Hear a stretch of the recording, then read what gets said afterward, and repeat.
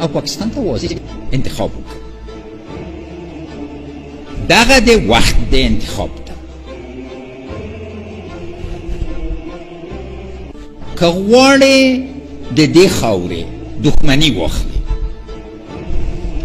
انتخاب وکړه، که غواړې د خاورې سره دوستي وکړې او په سلها کالو کې دوست پاتې سو دغه وخت.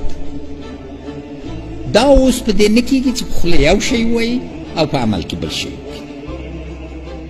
موږ هر حالت ته آماده یو. اراده ملت افغانستان، رحم خداوند جل شانه و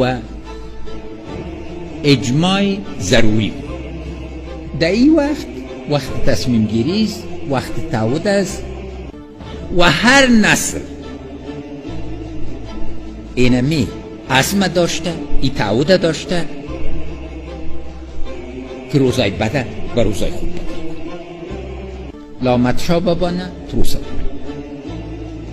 بارها توطئه اوسوی چې موږ استقلال را نواخلیم، موږ اراده را نواخلیم، موږ خاوره را نواخلیم، مگر د خاورې کې بل صفت